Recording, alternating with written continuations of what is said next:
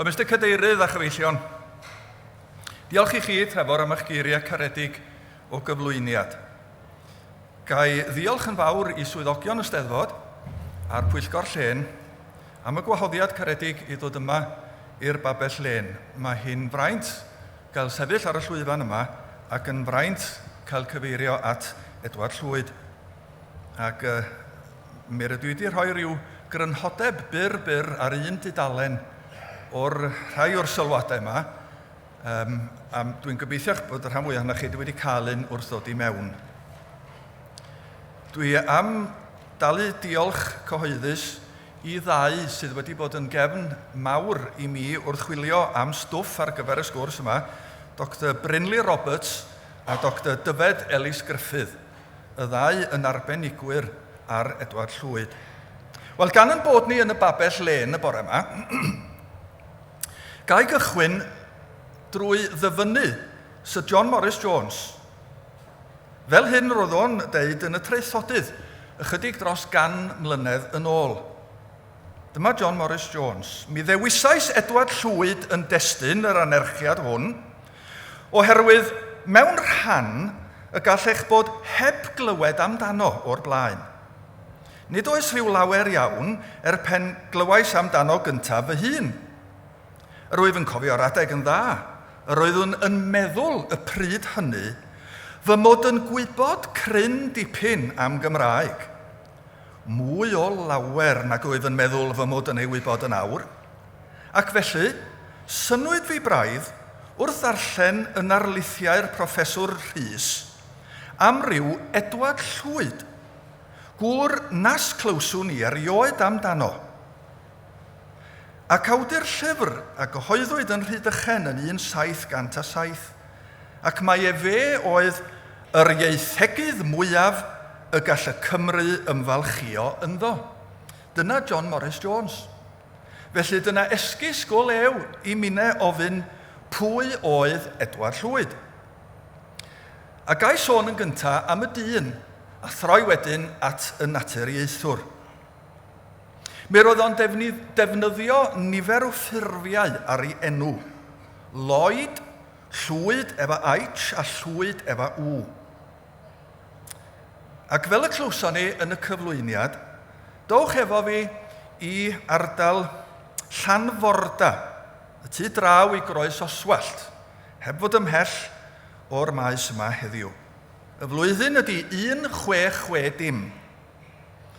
Pryd y ganwyd Edward Llwyd. Roedd o'n fab i Edward Lloyd, Llanforda, a Bridget Prys, Glanfred, yn Sir Aberteifi. Rwan, dwi wedi gweld y gair yma yn cael ei sillafu Glanfred, Glanfred a Glanffraid. Felly dyma droi at rai o drigolion gogledd Sir Aberteifi, a maen nhw'n deitha i mae Glanfred ydy'r ynganiad lleol, felly Glanfred amdani, ger Talybont yng ngogledd Sir Aberteifi. Un o deulu tras Plasgo Gerddan. Felly Edward Lloyd Llanforda oedd y tad, a Bridget Prys Glanfred oedd y fam. Ac fe drefnwyd iddynt briodi. Ond ddigwyddodd hynny ddim. Felly mab Llwyn a Pherth oedd Edward Llwyd. Rwan te, yn lle cafodd o'i eni? Peth amheuaeth dros y blynyddoedd? Glanfred efallai? Neu Llanforda? Ond erbyn hyn, da ni'n credu'n fwyaf tebyg, mae ymhlwyf Lappington yn ymyl tref fach Wem yn Swydd Amwythig. Ond yng nghartref i dad yn Llanforda y treuliodd ei ieuenctid, gan ymweld a'i fam yn Sir Aberteifi yn achlysurol. Does na ddim byd ar ôl o'r plasty yn Llanforda bellach. Iddyn ni'n cerdded ono ryw fis yn ôl ac yn sylweddoli nad oes na ddim carreg wrth garreg o'r plasty, ond mae wal yr ardd, wal frics sgwâr fawr, yn tystio fod y plasty yn un sylweddol yn ei gyfnod. Mi roedd ei dad, Edward Lloyd, yn ochri gyda'r brenin adeg yr rhyfel cartref rhwng Charles y Cyntaf a Cromwell. Ac mae'n debyg i fod o wedi colli llawer o'i arian a'i eiddo. ac fe ddywedir iddo ymguddio yng Ngogerddan yn Sir Aberteifi, ac mae yno y cyfarfu â Bridget Pris. Ac fe ail sefydlwyd y frenhiniaeth yr union flwyddyn y ganwyd Edward Llwyd, 1660. Yn 9 oed, fe aeth i ysgol Croes Oswallt, yr hen ysgol ramadeg.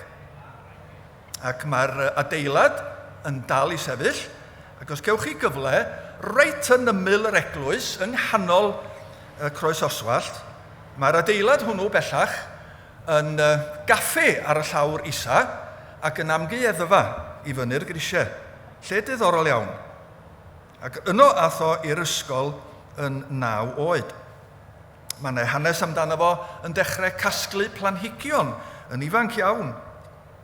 Does genna ni ddim llawer o fanylion yn ystod i len cyntaf o, ond yn 11 oed fe aeth i Rhydychen, i Goleg yr Iesu, Coleg y Cymru.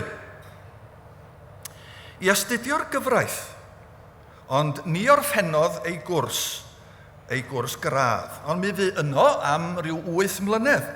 Roedd arian yn brin, ac fe agorwyd amgueddfa yr Ashmole ymhen ryw flwyddyn wedyn, a mi gafodd waith dros dro, gwaith rhan amser felly, yno yn yr Ashmolean, fel cofrestrydd y cyrsiau cemegol, o dan Dr Robert Plot, yr enwog Dr Plot, y ceidwad cyntaf ar yr amgueddfa. Ac yno buo fo yn rhannu ei amser rhwng yr amgueddfa ar y naill llaw a'r brifysgol ar y llaw arall, ac yn astudio botaneg, cemeg, daeareg, anatomeg a ieitheg. Mae yna hanes amdano fo'n 2 ar 20 oed yn mynd i Ogledd Cymru i Lysia. Dyna oedd i ddileit oedd o wrth i fodd yn chwilio am flodau gwyllt yn Eryri. Y flwyddyn wedyn, i'r cyfeiriad arall i arfordir Caint, efo Dr Plot. Yn 31 oed, taith 9 diwrnod i Salisbury, Caerfaddon a Bryste, y tro yma i gasglu ffosiliau. Ac y flwyddyn honno, yn 31, fe apwyntiwyd o yn geidwad yr Ashmolean. Roedd o'n dysgu yno ac yn cyflogi pobl, gwerinwyr cyffredin, a'i dysgu nhw yn y grefft o gasglu ffosiliau. Ac fe wnaeth ddarganfyddiadau pwysig mewn botaneg ac ym myd y ffosiliau, a llawer o rheini yng Nghymru. Mae o'n 32 oed bellach, ac o hyn ymlaen yn rhoi llawer iawn o'i amser i fyd hynafieithau a ieitheg. Ac ymhen ychydig flynyddoedd, dyma gyhoeddi catalog o ffosiliau yn ardal Rhydychen. Yn dwyn y teitl yn Lladin, Lithophylaceae Britannici Ichnographia. Ges i gip ar gopi gwreiddiol yn y llyfrgell yn Aberystwyth rhyw fis yn ôl. Yn Lladin mae o, felly cwbl iddwn ni wneud oedd gafel yna fo a deud dyma lyfr cyntaf Edward Llwyd. Ond, mi roedd yna broblemau mawr i'w gyhoeddi o. Methu cael arian o un cyfeiriad.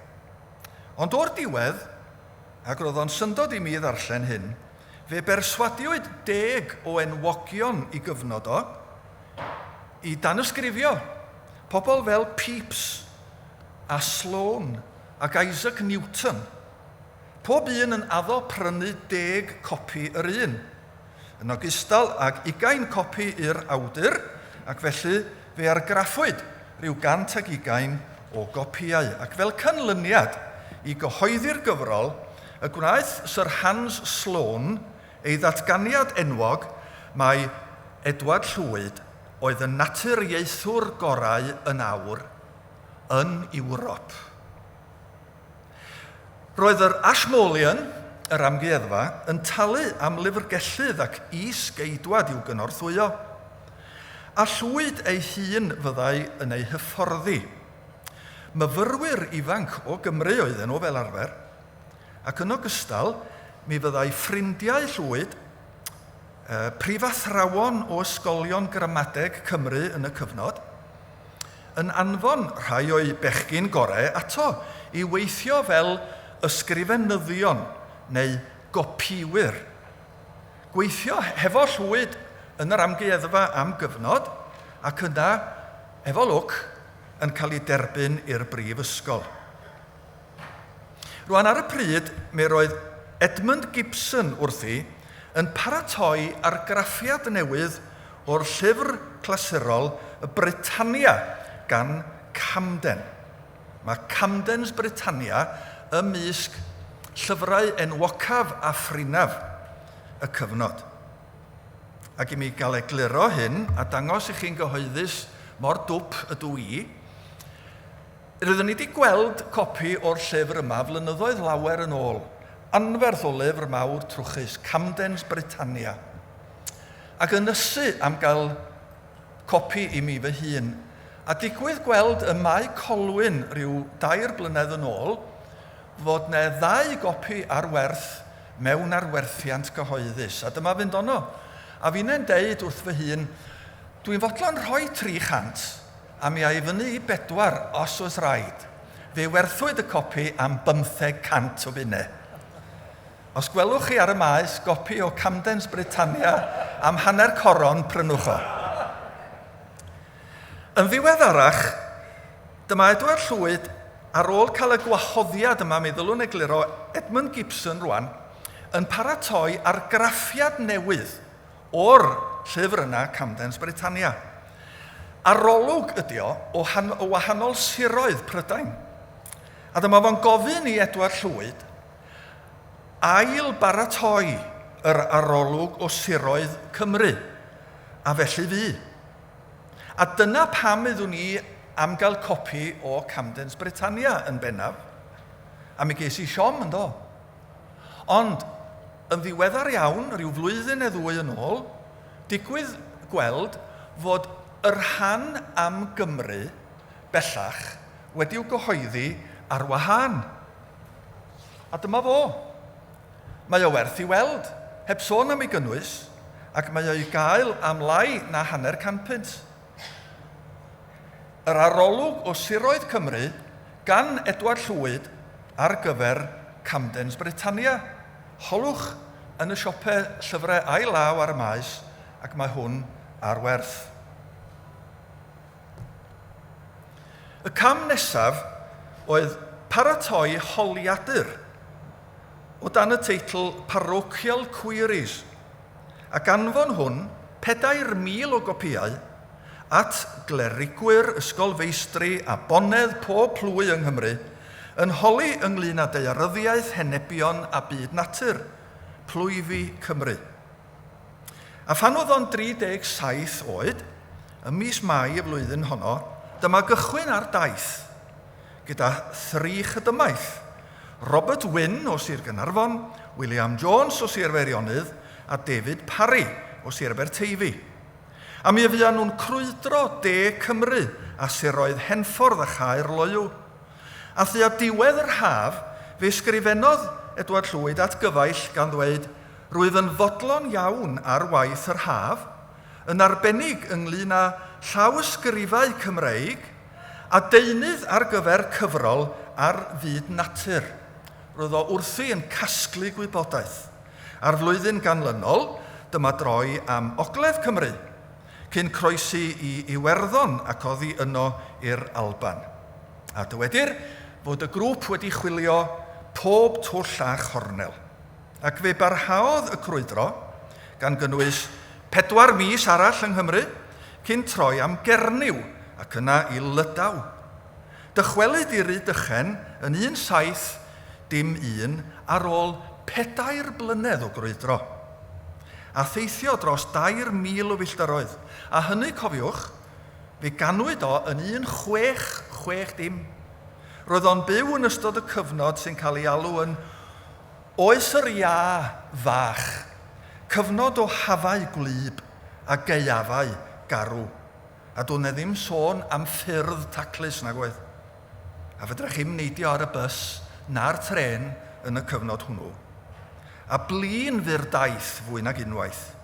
Fe gawsant eu camdrin yn arw yn ne Cymru, a gorfu iddynt osgoi rhannau o'r gogledd yn gyfan gwbl gan ofn y gwylliaid a'r herw gipwyr. Fe gawsant eu hamau o fod yn swyddogion y dreth yng Nghernyw, ac yn Llydaw, cafodd Llwyd a Parry eu carcharu am 2 wythnos cyn i'r awdurdodau gael eu bodloni. Mae nid ysbiwyr oeddynt. Wel, yn ystod y daith yma, fe gasglodd Llwyd 220 o gistiau o spesiminau a'i hanfon yn ôl i amgueddfa yr Ashmolean yn Rhydychen. A dyma ddod yn ôl i'r ddinas ac ail afael yn ei waith yn yr Ashmolean. Rwan, bwriad Llwyd ar ôl hyn i gyd oedd cyhoeddi ffrwyth ei ymchwil mewn nifer o gyfrolau. Dyma nhw, yn gyntaf, geiriadur hanesyddol a daearyddol.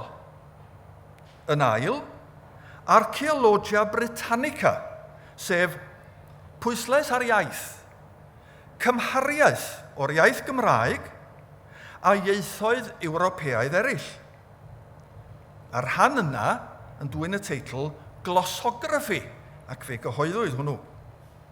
A'r trydydd rhan oedd hanes naturiol, neu fyd natur, fel beth sy'n ni'n deud, gan gynnwys ansawdd y wlad a'r pridd a'r tywydd, y creigiau a'r mwynau, rhywbeth am y ffosiliau, ac wrth gwrs y planhigion a'r anifeiliaid.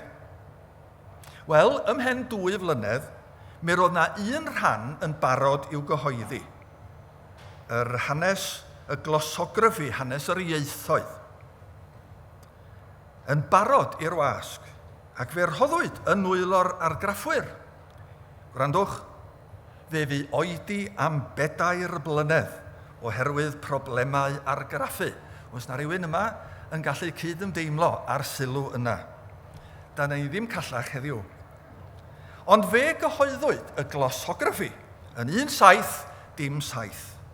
Ac o hyn ymlaen, aros a gweithio yn Rhydychen fu hanes Llwyd. Fe ddaeth na nifer o anrhydeddau i'w ran. Fe gafodd MA anrhydedd gan y Brifysgol yn Rhydychen. Ac yn 1718, fe codwyd yn FRS, Cymrawd o'r Gymdeithas Frenhinol. Dyna efallai yr anrhydedd mwyaf i wyddonydd yn y wlad yma. Credwch neu beidio, rhyw awr yn ôl, just cyn y ddarlith yma, fe ddoth na gyfaill atai, a rhoi yn fy llaw i lythyr oddi wrth swyddogion y Gymdeithas Frenhinol, efo'r newydd trist fod Edward Llwyd wedi anghofio llofnodi y llyfr pan wnaethoedd o yn aelod. Oedd o yng nghwmni, wedwch chi, enwogion gwyddonol enwoca'r byd, ynte. Ond does na ddim llofnod yn y llyfr. Ta waeth am hynny, y flwyddyn wedyn mi gafodd ei ethol yn uwch swyddog mewn diwinyddiaeth, rhyw fath o swydd weinyddol yn y Brifysgol yn Rhydychen. Ond, fe fu farw ymhen ychydig fisoedd, yn 49 mlwydd oed yn 1719. Y stori ydy fod o'n gweithio mor galed, fod o mor ddiwyd, i fod o'n llythrenol yn cysgu yn yr amgueddfa lle roedd o'n gweithio, a'i fod wedi cael gwely tamp, a dyna oedd y diwedd. Fe claddwyd o yn eglwys St Mihangel yn yr hyn a elwir yr Welsh Ail yn Rhydychen. Ond yn anffodus, dydy'r union fedd ddim wedi'w nodi. Ar hyd i oes, mi gafodd broblemau ariannol, cyflog yr Ashmolean yn ddim ond 500 y flwyddyn, teithiau yn ddrud, methu cael digon o nawdd, y glossography yn colli arian, a thrychineb mawr oedd ei farw anhymig. Roedd Edward Llwyd yn ystyried ei hun yn Gymro i'r carn.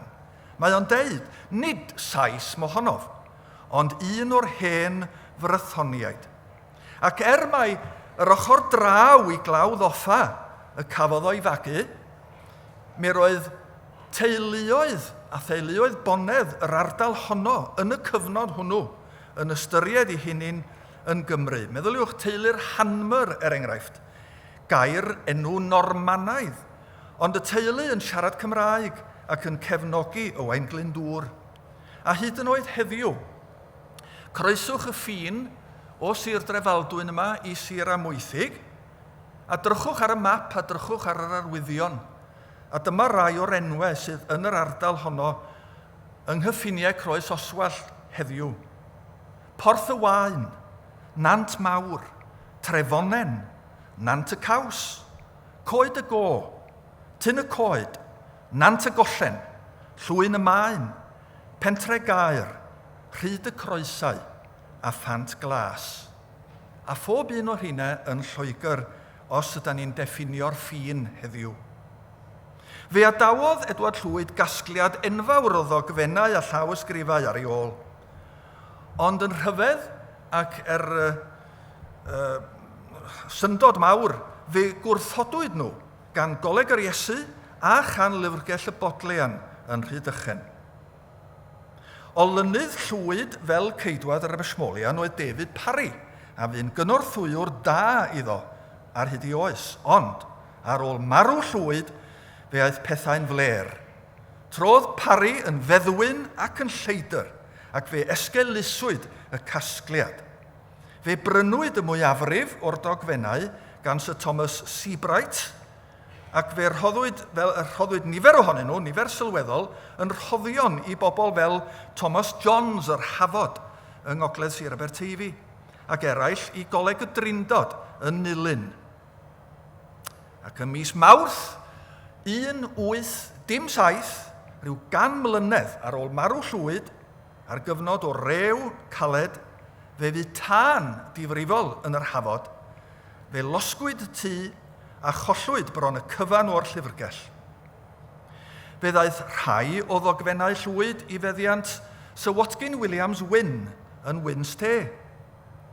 Ond fe gollwyd llawer o'r rheini mewn tân arall, y tro yma yn Llundain.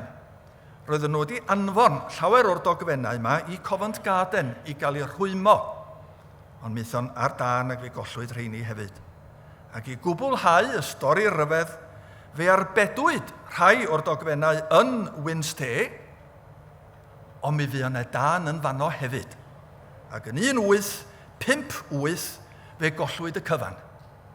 O leia, dyna roedden ni'n feddwl ers talwm. Ond erbyn heddiw, drwy ymchwil, llawer iawn o holi a stilio, mae yna lawer o'r dogfennau Edward Llwyd yn dal I fodoli. Rhai yn Aberystwyth, rhai yng Nghaerdydd, rhai yn y Llyfrgell Brydeinig, Llyfrgell y Bodleian yng Rhydychen, yr Asmol yn Rhydychen a Choleg y Drindod yn Nulyn. Ac os da chi am fwy o fanylion, mae'r llyfryddiaeth yn cynnwys erthigol gan Eluned Rhys a Gwyn Walters sydd yn rhestru yn fanwl bob peth sydd mewn bodolaeth o ddogfennau Edward Llwyd yn cylchgrawn hanes Cymru. Dowch ni droi rwan at Edward Llwyd y Naturiaethwr. Gai ddyfynu yr athro Gruffydd John Williams yn ysgrifennu yn Llen Cymru. A dyma ddudodd o. Nid pwnc I ddarlith yw Edward Llwyd, ond pwnc I nifer o gyfrolau. Gallai'r botanegydd a'r biolegwr, y daearyddwr a'r archeolegydd, yr ieithydd a'r ysgolhaig gwyddelig, gallai rhai hyn oll ddarlithio ar y gŵr rhyfeddol hwn.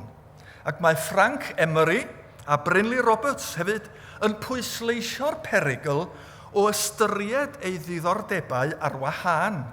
Polymath oedd Edward Llwyd, ac maen nhw'n pwysleisio fod pob agwedd o'i ddiddordebau yn cefnogi yr agweddau eraill, ac y dylen ni ystyried y dyn yn ei gyfanrwydd. Ond allai ddim gwneud mi fydden ni yma tan syl y pys. Mae'n rhaid i mi ganolbwyntio yn yr ychydig amser sydd yn weddill ar Edward Llwyd y Naturiaethwr. Da chi'n cofio fe fagwyd o yn y plasty ar gyrion Croes Oswallt yn Llanforda. Ac mi roedd ei dad yn ei gefnogi o yn hogyn. A'i dad yn dipyn o wyddonydd ei hun, yn gwneud arbrofion cemegol ac yn cefnogi Edward Llwyd ifanc fel botanegydd. Dowch ni ystyried gwahanol agweddau ar ei ddiddordebau o. Fel gwyddonydd i ddechrau, be oedd ei nodweddion o? Gai awgrymu fod ei waith o yn fanwl, ei waith yn bersonol, a'i waith yn wreiddiol. A dwi'n meddwl fod hynny yn grynodeb da o'r dull gwyddonol yn ei gyfnod o. Rwan, me roi fil o bunne os medder rhywun ddeithau be oedd ei... Ond be oedd y peth cyntaf y gwyddon ni amdano fo a wnaeth Edward Llwyd yn y maes gwyddonol. Wna i ddeitha chi cyn i chi fentro ateb. Dyfeisio papur wedi wneud o asbestos. Papur i wrth sefyll tân. A mae hynny dipyn yn ironig yn wyneb yr hyn wedi ddeud ddigwyddodd i'w ddogfennau o wedyn. Ar y pryd, mi roedd gwyddoniaeth yn tyfu ac yn ffasiynol. Ac yntau'n cael y cyfle i fyw yng nghanol y bwrlwm academaidd yng Nghaer Grawnt yn ystod ei oes. Dyma gyfnod Charles yr Ail yn dod yn ôl i'r frenhiniaeth. Cyfnod twf a ruthrol y myd gwyddonwyr. Pobl fel Isaac Newton, John Ray, y botanegydd, Martin Lister, y zoolegydd, a Christopher Wren. A hefyd, y myd y celfyddydau, enwau oedd yn enwog ar y pryd, pobl fel Milton, Purcell, Pope, Swift, Dryden, Defoe, Evelyn a Pepys. Cyfnod o dwf, cyfnod cyffroes, ac Edward Llwyd yng nghanol y bwrlwm yma. Ar flwyddyn y ganwyd o, 1660, dyna'r flwyddyn y sefydlwyd y Gymdeithas Frenhinol, a mi gafodd ynte i dderbyn yn gymrawd.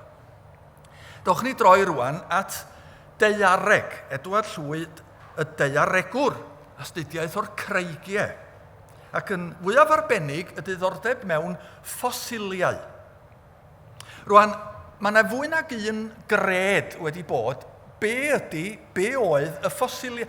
Pobl yma yn dod ar draws, wyddoch chi, hollti carreg neu ddarn o lo, a gweld llun o bysgodyn neu redyn. Be di'r rhain? Neb yn siŵr.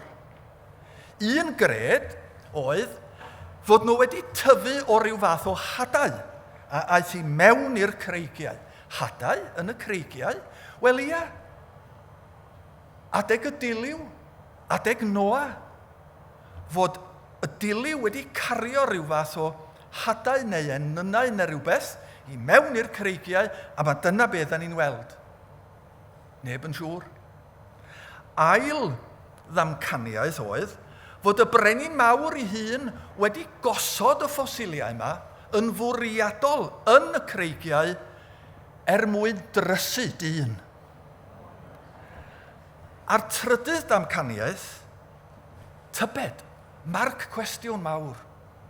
Ydy'r rhain yn greaduriaid ac yn blanhigion go iawn, sydd rywsut neu gilydd wedi dod i mewn i ganol y graig?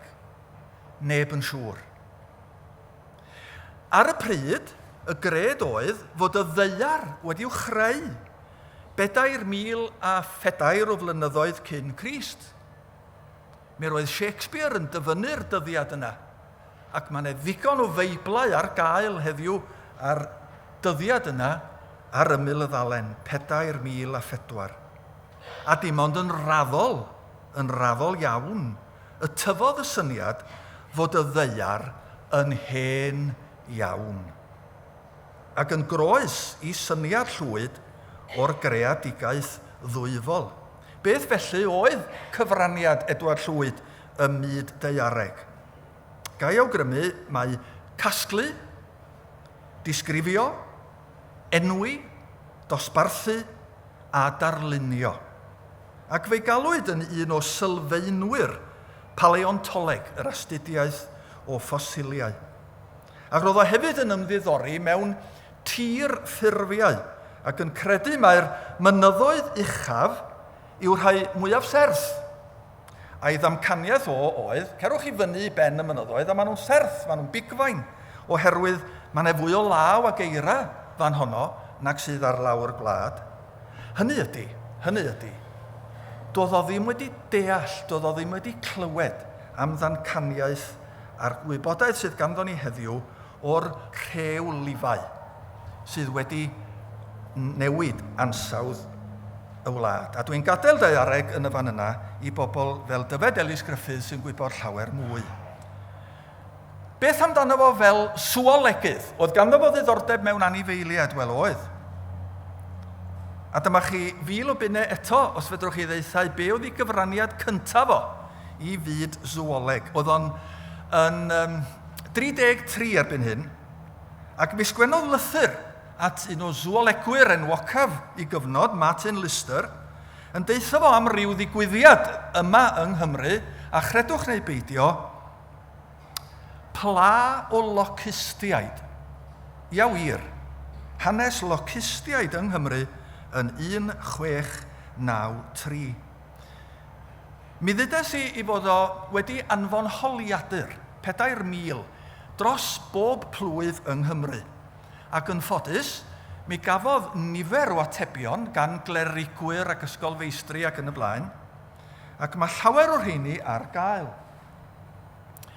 Yn y gyfrol hon, a dwy arall debyg, yn dwy'n y teitl Parochial Queries, a mi fes i am yn hir mewn penbleth fawr dros rai o'r enwau yma. Mae hwn wedi'w gyhoeddi gan Cambrian Archaeological Association, Archaeologia Cambrensis ydy'r teitl, ond mi gyhoeddodd Llwyd Archaeologia Britannica, ac oedd hyn yn ddryswch mawr i mi.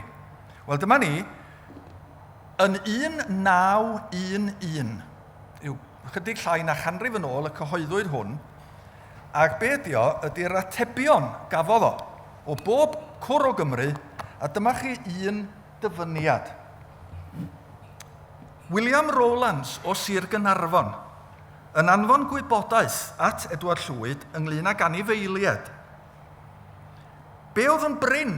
Wel, bela'r coed, y carlwm a'r dyfrgu. Beth oedd yn gyffredin a dim gwerth iddyn nhw? Y pry llwyd neu'r badjar, y fronwen a'r wiwer. A'r wiwer goch, ynte? Doedd y wiwer Llwyd ddim wedi cyrraedd y wlad yma. Be oedd yn cael ei hela yn y cyfnod? Wel, y llwynog, wrth gwrs, a gwrandwch, y gath goed sydd wedi hen ddiflannu o Gymru, mae i'w chael yn yr Alban, ac yn drydydd y ffwlbart sydd yn dal yn gyffredin dros Gymru. Ac i fynd yn ôl at y bele goed, a da ni heddiw ddim yn hollol siŵr, ydy hi'n dal yng Nghymru a'i peidio. Mi roedd rhain yn cael ei hela fel bleiddiaid, meddwl. Ac os oes ci yn digwydd dal un, ni fyn hela unrhyw greadur arall o hynny mlaen. Roedden nhw hefyd yn dal y bele mewn trapiau haearn, ac yn ei denu nhw gan berfeddion cigfrain neu biogod. A hefyd mi roedd o'n sôn am eryrod. A dyma farc cwestiwn mawr yn y nodiadau. Mae'n amheuaeth. A fu yr eryr yn eryru a'i peidio. Gewch chi ddarllen y cefndir. Os methai Edward Llwyd ei hun a mynd i grwydro, roedd o'n anfon pobl eraill yn ei le. Enghraifft, John Lloyd o flaen y ddôl. A dyma hwn yn sgrifennu at Edward Llwyd am ardal Llanberis. Os na rhywun o'r ardal yna'n bresennol, gwrandwch. Dyma John Lloyd yn sôn am ardal Llanberis. Croeso oer a gefais yn Llanberis. A'r bwyd yn salach na bwyd souldiwrs. Ei bara gorau yw bara ceirch, du, tew a gwydyn. Does yr un ceiliog, iar na gwydd yn y plwy, druan o Lanberis. Mi roedd yna bysgod ono, a mae o'n sôn fod y person yn Llanberis yn gwybod yn iawn am y torgoch, y pysgodyn prin hwnnw, ac yn deud fod o'n yn cael ei rwydo wrth y bont fawr tua mis Tachwedd. Erbyn hyn, da ni'n sylweddoli fod o'n llygad i le, ac mae dyna pryd mae'r torgoch yn codi o waelod y llyn i fagu. Hefyd cyfeiriad at stoc y fferm, yn dweud dim porthiant ychwanegol i'r defaid a'r gaifr yn y gaeaf, ac felly colledion bob blwyddyn. Ond mi roedd na ddigon o wair i'r gwartheg. Dyna chydig o sylwadau a chysylltiadau Edward Llwyd a byd yr anifeiliaid. Ac a'i droi rwan at Edward Llwyd y botanegydd. Dyma oedd ei brif ddiddordeb o, y myd y llysiau. Roedd ei dad wedi hybu y diddordeb yma ynddo fo yn ifanc iawn. A hefyd, tra roedd o yn Llanc, yn Llanforda, mi roedd yna arddwr ono yn gweithio i'w dad, dyn o'r enw Edward Morgan, bod ysgallen. Ac os oes gynnach chi lot o bres, wrach bod chi wedi bod yn y gwesty bod ysgallen ger Llandudno. Wel, yn y cyfnod hwnnw, plasty a Edward Morgan bod ysgallen yn arddwr i dad Edward Llwyd yn Llanforda. Ac roedd o'n casglu planhigion gwyllt, a mae'r casgliad hwnnw i'w gael heddiw yn y bodlean yn Rhydychen. Cyfnod y gerddi mawr, ystadau a'r plastau, hanmer, trefalun, lleweni.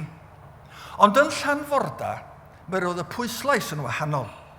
Nid yn unig ar y gerddi, ond ar yr ochr fotanegol, a'r ochr wyddonol.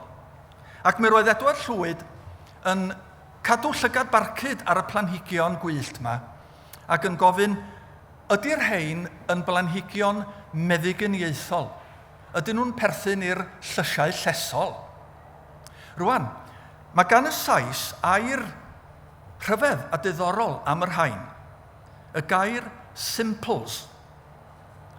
Iddyn nhw'n gyfarwydd ar llysiau llesol, ac fel arfer mi roedd angen rhyw gymysgedd o wahanol blanhigion. Ond ar gyfer rhai a fiechydon, mi roedd un planhigyn yn ddigon, simples. A dyna sy'n cyfri am y dywediad enwog pan ofynodd rhywun i dad Edward Llwyd, lle mae'r bachgen yma heddiw? Edward, lle mae o? A'r ateb gafodd o i'r Sais yma oedd, Neddy's gone a simpling. Neddy gone a simpling. Mynd i chwilio am flodau gwyllt meddygyniaethol. Rhyw fis yn ôl, mi ges i'r fraint o edrych drwy gasgliad o blanhigion oedd Edward Llwyd wedi'w casglu, 400 ohonyn nhw. Nid yn Rhydychen, nid yng Nghaerdydd, ond yn Nottingham, yn yr amgueddfa Woollerton Hall. A maen nhw wedi'w rhwymo yn gyfrol drwchus fel hyn. Llawer ohonyn nhw'n dadfeilion bowdwr yn anffodus, ond o leia iddyn ni'n gwybod bod Edward Llwyd wedi casglu, wedi sychu, wedi gosod y cannoedd yma yn y casgliad hwnnw. Ond mae'n amlwg, mae nid yng Nghymru roedd o ar y pryd, oherwydd mae yna blanhigion yn y casgliad nad ydyn nhw ddim nag erioed wedi bod yn tyfu yng Nghymru, ta waeth. Os ewch chi ryw dro i Nottingham, gofynnwch yn Woollerton Hall a mi gewch weld casgliad Edward Llwyd.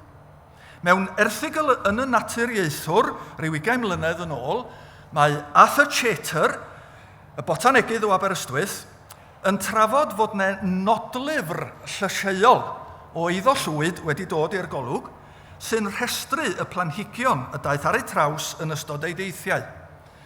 A dydw i ddim yn ymddiheuro mod i'n mynd i roi ychydig o fanylion o'r rhain yn y fan hyn.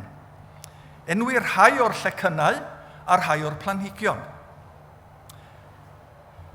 Fawr o ffordd o gyfeiriad y Trallwng, mae yna graig neu fynydd neu bryn y Breidden. Ac ar y breuddен, mi fu Llwyd yn crwydro ac yn dod ar draws y tormaen llydandroed, saxifraga hypnoides, a'r rhwyddlwyn pigfain, Veronica spicata, planhigyn prin ryfeddol dros Brydain.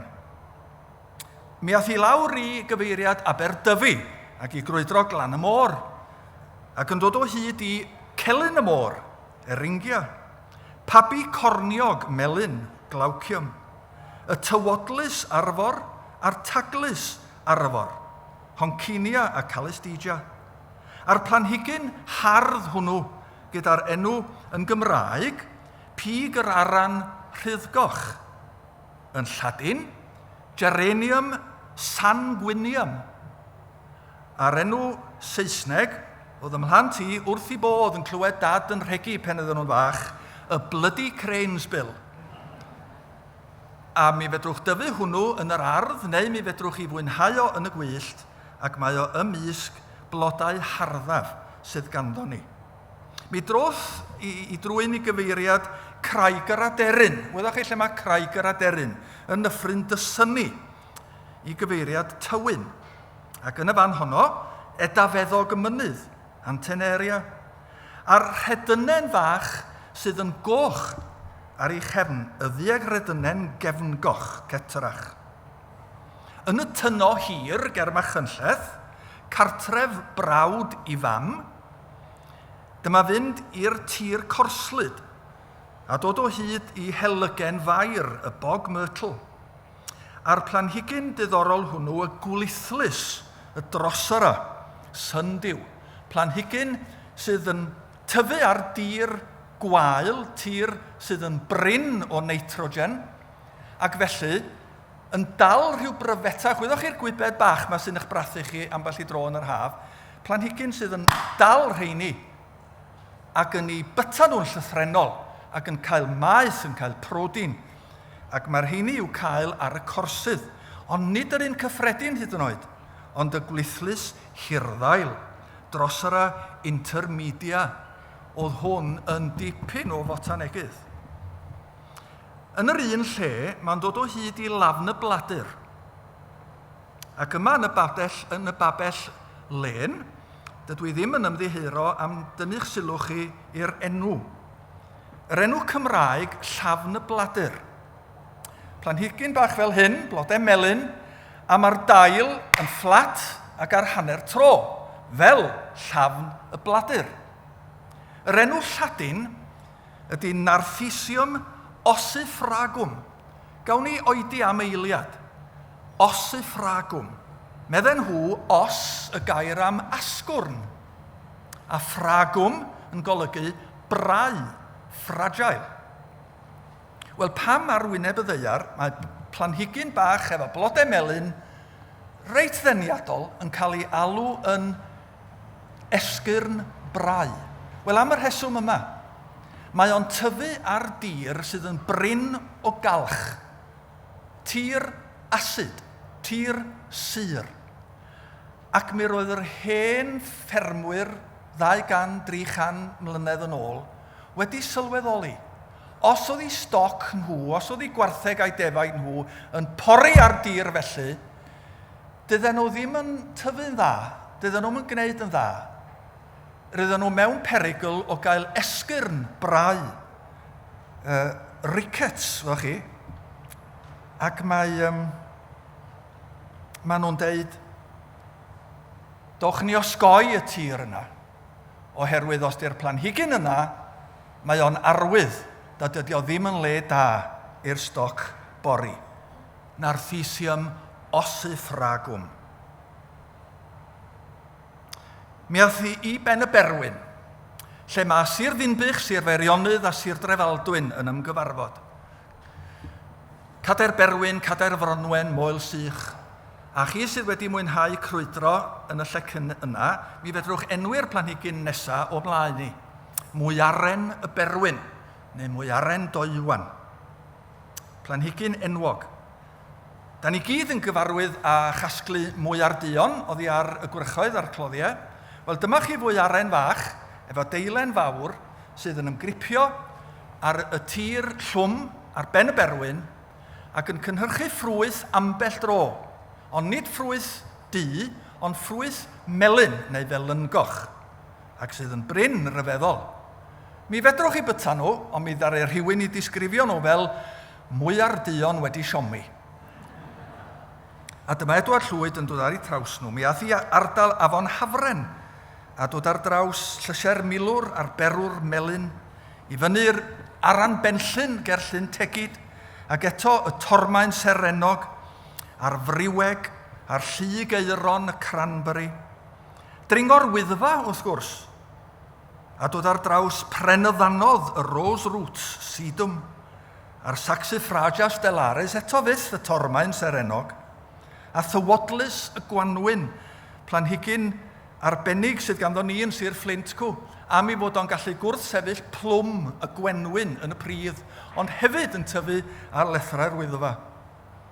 A hefyd, un arall o'r tormaen, y tormaen porffor, sydd yn digwydd bod ar glawr y naturiaethwr presennol, y tormaen porffor, Saxifraga oppositifolia, sydd yn blodeuo bron cyn i ni godi, yn mis bach weithiau ac yn sicr yn mis Mawrth. A llawer o blanhigion eraill nad oes gynna i ddim amser i'w henwi ar yr Wyddfa, ac wrth gwrs ar y glyder fawr a'r glyder fach, ac yn dod ar draws y ferrywen, y juniper, a'r helygen fach, Salix herbaceae, a vaccinium, y llysen goch, y cranberry. Dwi wedi trio enwi'r rhain, llawer ohonyn nhw yn Lladin ac yn Saesneg ac yn Gymraeg. Ac os oes gynnach chi ddiddordeb yn y byd yr enwau yma, ar ôl blynyddoedd, na i ddim deud pa sawl blwyddyn, da ni wedi llwyddo eleni rhyw bythefnos yn ôl i gael hwn o'r wasg, y llyfr yma, Planhigion Blodeuol, yr enwau Cymraeg safonol, ar bob un planhigyn sydd yn tyfu yn ynysoedd Prydain yma, ym Mhabell Edward Llwyd. Gwaith maes, crwydro, chwilio, anfon cyfarwyddiadau at bobl eraill. Eithim i fyny medda fo drwy'r creigiau yn syth o Lanberis, yn yr ucheldir cer y planhigion prinaf, ger y nentydd sydd yn llifo rhwng y creigiau o ben y mynyddoedd, ac yn rhoi cyfarwyddiadau i bobl eraill sydd i ddod o hyd iddyn nhw. Mae'r amser yn carlamu. Cofiwch medda fo, casglwch o leiaf hanner dwsin o bob planhigyn prin. O. A dyna pam i bod nhw yn bryn, neu pam fod rhai ohonyn nhw bron wedi diflannu erbyn heddiw. Diolch i chi am chwerthin. Da chi'n gweld ergyd y pwynt. Dyda ni'n gwneud hynny heddiw. Dro arall, gasglodd nifer o redynau arbennig iawn, ac ar gyfer y chi sydd yn ymddiddori, ar yr Wyddfa, y Woodsia, ar y glyder, Cystopteris fiolredynen frau, ar garnedd Llywelyn, y ddieg redynen fforchog, Asplenium septentrionale, redynen celyn, ar glogwyn dyr arddu, ac mi ath i lawr i Sir Benfro ag ati a dod o hyd i'r briger Gwener a'r ddieg redynen gefngoch. Ac roedd llawer o'r rhain yn newydd i Gymru. Nid yn unig hynny, mi ddoth ar draws rhai oedd yn newydd i Brydain Fawr i gyd. Pethau fel y gwair Merllyn, enwau sydd heb fod yn gyfarwydd iawn am ei bod nhw'n bryn. Aizoites, Thalictrum, Cerastium arcticum, Potentilla rupestris, 5 dalen y graig, a Juncus triglumis. Wel, rwan te, dwi'n gobeithio fod y gynulleidfa di'r rhannu'n ddwy rwan. A rhai hynny ohonach chi sydd yn sylweddoli, a rhai hynny ohonach chi sydd ddim yn sylweddoli, nad ydw i ddim wedi enwi y planhigyn enwocaf oll, sef lili'r Wyddfa, Lloydia serotina, neu frwynddail y mynydd. Pan oedd o'n fwy ar 20 oed, dyma Edward Llwyd yn crwydro ar yr Wyddfa ac yn darganfod planhigyn newydd sbon. Ond oedd hi'n fis Awst. Ac oedd y blodyn wedi hen fynd. Dim ond y dail. Roedd hen bethau main fatha gweiriau neu frwyn. Ond oedd o ddigon craff i ddeud, helo, be di hwn? A mi anfonodd o at Jacob Bobart yn Rhydychen. Hwnnw ddim yn gwybod. Wedyn at Sir Hans Sloane yn yr amgueddfa, a dyma Hans Sloane yn deud, dyma'r enw arno fo, rwan. Steddwch yn gyfforddus. Dyma enw Sir Hans Sloane ar y planhigyn a anfonodd Edward Llwyd ato fo.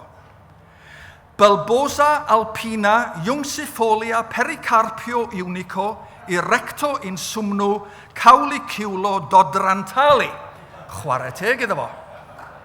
Hynny ydy, nid enw, ond disgrifiad manwl. Lladin o ymddanghosiad y planhigion. Disgrifiad. Fe anfonwyd rhai at John Ray, hwnnw ddim yn gwybod. Meddwl mae ornith o gael ymwyddo, sef Seren Bethle. A dyna Edward Llwyd yn marw. A dyna be oedd y sefyllfa. Mae yna baragraff hir, sgynna i ddim amser. Diwedd y paragraff ydy, oedd rhaid ni aros tan 1830 i Reichenbach yn yr Almaen roi'r enw cywir arno fo. Lloydia Serotina. Lloydia ar ôl Lloyd, Llwyd, i'w enwi ar ôl Edward Llwyd. Llawer ohonoch chi wedi gweld y blanhigyn ma'n dal i dyfu yn yr Wyddfa ac amball lecyn yn Eryri, a dyna'r unig le, nid yn unig yng Nghymru, ond dros Brydain i gyd. Dydy o ddim yn tyfu yn yr Alban, nag yn Lloegr, nag yn Iwerddon. Mae o i'w gael ar y cyfandir ac yng Ngogledd America. Os da chi heb i weld o, dwi wedi dod ag un hefo fi, ond rhag i chi weld bai arna i, fe gasglwyd hwn 100 mlynedd yn ôl gan ryw ferch o'r enw Barbara Allen yn y Swistir. Ond o leia, dyma fo, nid llun, ond y planhigyn a mae croeso i chi gael golwg arno fo. I gloi, fe ddaeth nifer o gofebau ynglyn ag Edward Llwyd ar ôl i farw. Y gofeb orau ydy y planhigyn, Lloydia Serotina, sy'n dal yn fyw. Gan mlynedd a 10 yn ôl, roedd Sir John Rhys yn darlithio yn Eisteddfod Powys yng Nghroes Oswallt. A dyma ddedodd o, yn Saesneg. Rhaid i chi, bobl Croes Oswallt, addurno'r dref a chofeb hardd i Edward Llwyd. Ond ddigwyddodd hynny ddim, hyd heddiw. Yn 1903, union ganrif yn ôl, fe sefydlwyd yng Ngholeg yr Iesu'r Rhydychen yr Edward Llwyd Society. A dwi'n rhoi'r enw yn Saesneg oherwydd cymdeithas oedd hi ar gyfer y Cymru di-Gymraeg. Mi roedd Cymdeithas Dafydd ap Gwilym eisoes yn bod ar gyfer y Cymru Cymraeg. Mae yna blat pres i'w goffhau ar wal y capel yng Ngholeg yr Iesu. Ond mae rhaid ni aros tan yn cyfnod ni.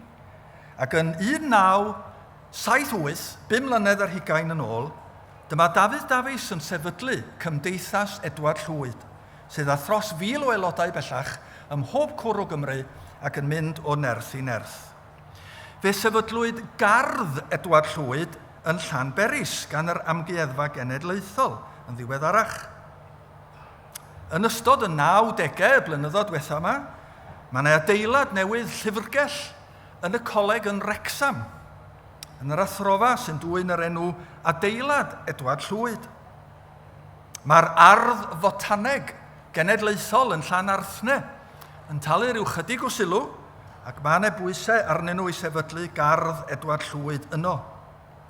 Mae yna ganolfan Edward Llwyd sy'n cael ei chynrychioli ar y maes yn y coleg yn Aberystwyth, canolfan i hybu cyrsiau drwy gyfrwng yr iaith Gymraeg.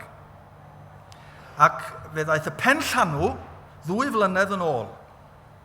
Ym mis Mehefin 2001, pan ddadorchuddiwyd cofeb i Edward Llwyd ger y ganolfan uwchefrydiau Cymraeg, neu Cymreig a Cheltaidd, ger y Llyfrgell Genedlaethol yn Aberystwyth.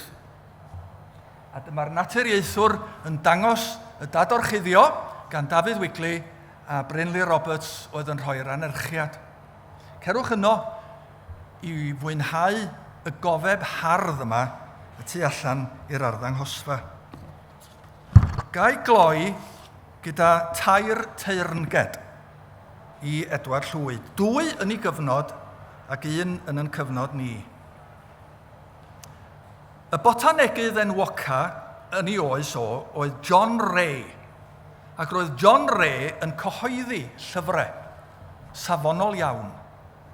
Ac Edward Llwyd yn cyfrannu at y wybodaeth, a John Ray yn anfon llythyr i ddiolch iddo fo ac yn deud, eich gwaith chwi fydd yr addurn mwyaf yn fy llyfr.